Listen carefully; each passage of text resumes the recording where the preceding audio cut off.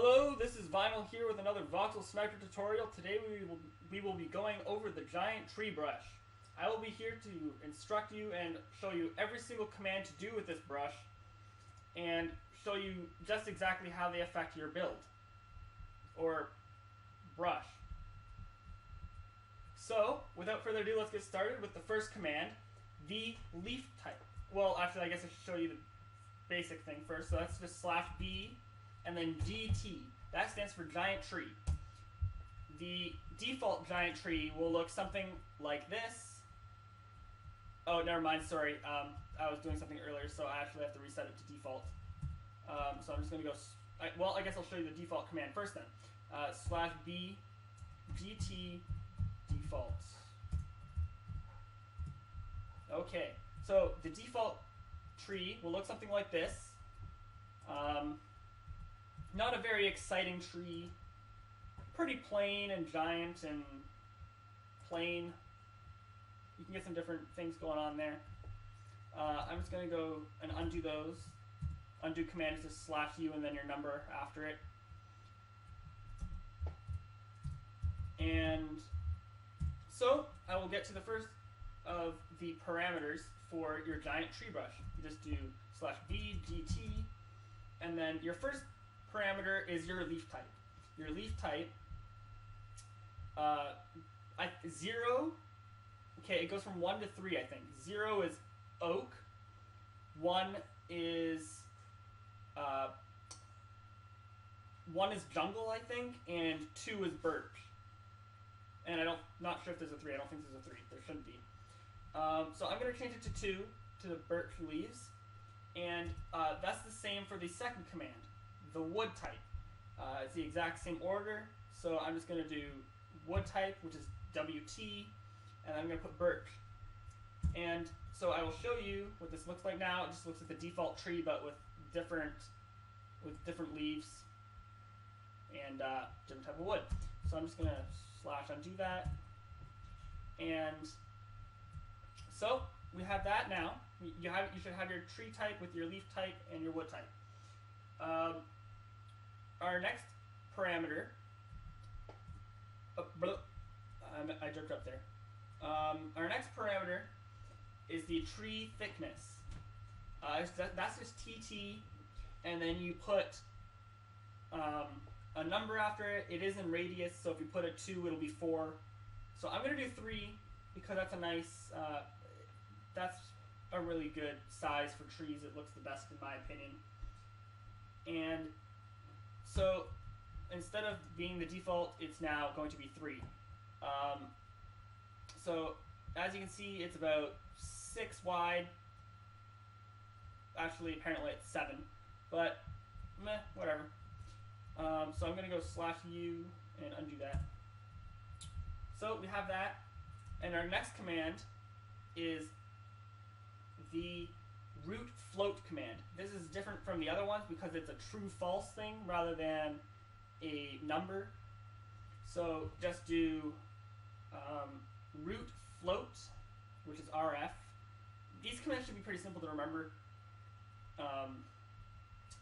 and they're great for your server. So just do root float and rather true or false. I'm going to set it to true so you guys can see what that looks like. I will set it back to false after because I really don't like it.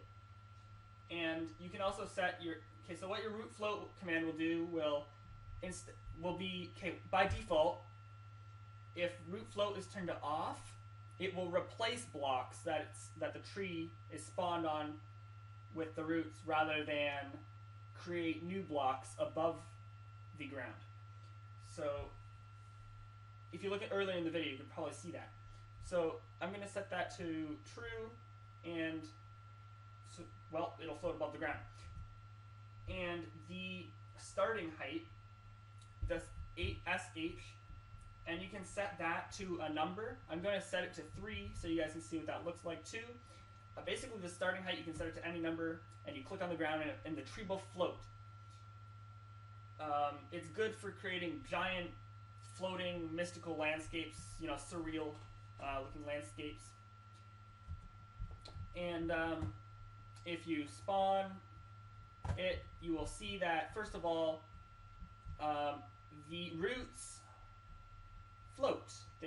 they sort of come out of the ground. And the other thing is the tree is floating now 3 above the ground. Other than that, it's still just sort of the default tree with different coloring. So I'm going to go /u, get rid of that, and we'll go back to our command. I'm going to turn the root float off. Actually, I'm just going to take away this whole thing because I don't want my thing to float. So root float false, and starting height 0. That'll set it back to the default. And our next command is the root length. That's RL. And you then take your root, or you take your number that you want to be. I'm going to set mine to around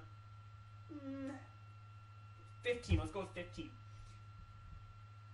And the command after that is one that really changes your tree a lot. It's the tree slope, just TS. And you can change that. It's a percent, so it's 1 to 100.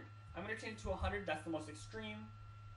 And this will make your tree more interesting. It allows the tree slope will allow the tree to branch off, and it will also make slopes that are more exaggerated and interesting. So as you can see, it's replacing the blocks instead of placing new ones for the roots there.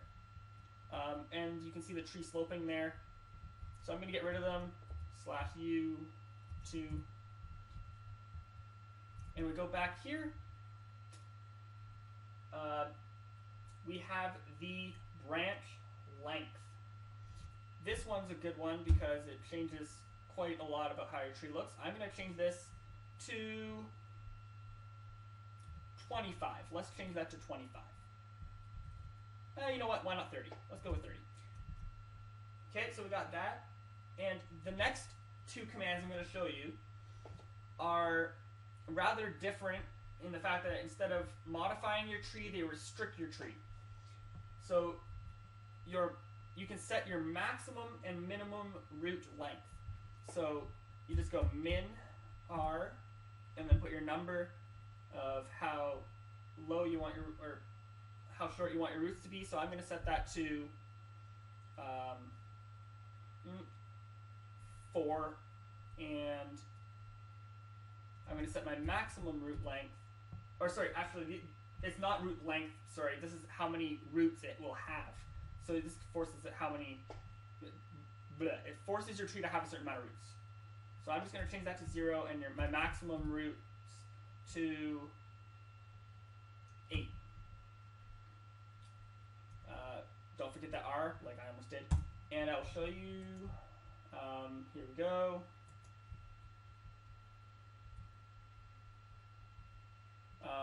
See, this changes how many roots your thing will have. See, so this one has 3 about. And this one also has 4. So I'm just going to undo those, get rid of them. So our next commands also restrict. It's the maximum and minimum height of which your tree will grow. So I'm going to do the minimum height, which is min h, and I'm going to change that to 8, and I'm going to change my maximum height to 65. Let's change it to that. Actually 70. Make it a nice round number. And this will change your tree to look like this. When it's higher up, by the way, when you change your slope to a more extreme number, the higher your tree, the more it will end up sloping. So you can get some really cool effects with this. Really cool trees coming out of it. The slope will also have it branch off sometimes. Here's one where it branches off right near the base. So it's sort of like 2 trees. So that's a rather cool one. I actually like that one. That one's cool. So we're getting to the last 2 commands here, which are the maximum and minimum leaf node size. This will change how your leaves spawn. So let's pretend these wooden planks right here, or the wooden planks right here, this is your wood that the tree has, and on one of the branches. And if you set your leaf node size to 2, it will then put two blocks of leaves in radius of your wood. So it would probably end up something like this. Yeah, it would probably end up looking like this, but with leaves. And it's not always perfect like this. In fact, it probably won't be. It'll probably have a little bit of randomness like that. So you got that, and we'll set the minimum and maximum leaf node size. That's just min L, and then I'm going to set it to 3. The default is 3, I think, and I'm going to set the max to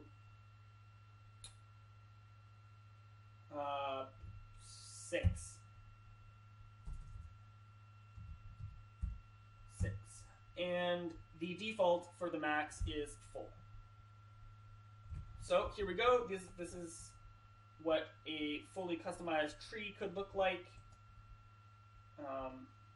This is going to lag because the more leaves it has, the more it will lag. And we'll spawn some stuff. Oh, okay, I trapped myself in a tree here. 1 second. I'll get out of this.